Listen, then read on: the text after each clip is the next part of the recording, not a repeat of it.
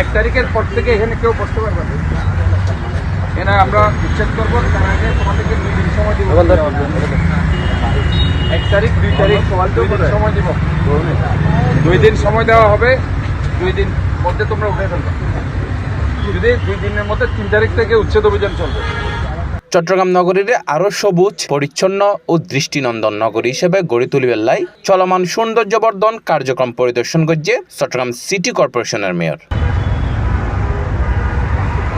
এ সময় নগরীর বিভিন্ন ফ্লাইওভারের নিচে লাগানো ফুল ও বিভিন্ন প্রজাতির গাছের বৃদ্ধি ও পরিচর্যার অগ্রগতি ঘুরে ঘুরে চাইয়ে মেয়র।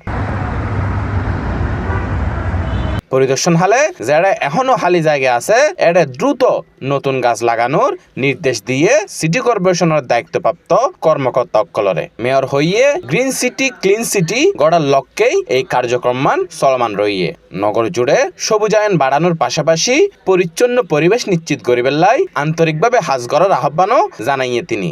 একটা clean green healthy safe city করার লক্ষ্য নিয়ে আমরা কাজ করে যাচ্ছি। আমরা মনে করি যত বেশি আমরা গাছ লাগাতে পারবো আমরা পরিবেশটাকে রক্ষা করতে পারবো। পরিবেশ রক্ষা করার দায়িত্ব আমাদের সবার। এবং আজকে যে জিনিসটি আমরা বলছি যে 10 লক্ষ গাছ লাগানো, গত বছর থেকে আমাদের এই মুভমেন্ট শুরু হয়েছে 1 মিলিয়ন ট্রিজ প্লান্টেশন।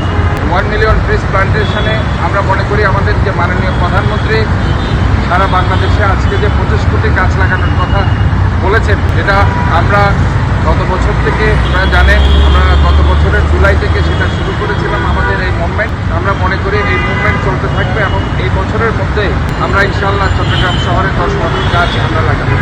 এবং সেটার প্রেক্ষিতে আমরা আজকে আমাদের পুরা মিড আইল্যান্ড, যেটা আপনার বড়া 5 নম্বর থেকে শুরু করে তেল পতেঙ্গা পর্যন্ত আমাদের মিড আইল্যান্ডে পুরাটাই আমরা গাছ লাগাবো। আমরা পাড়ে গাছ লাগাবো। আমরা বিভিন্ন ইম্পর্টেন্ট ওয়ার্ডগুলোতে ইচ অ্যান্ড এভরি ওয়ার্ডে আমরা গাছ লাগাচ্ছি। আমরা মনে করি পরিবেশ আমাদেরকে রক্ষা করতে হবে। এই পরিবেশ রক্ষা করার দায়িত্ব আমাদের সবার।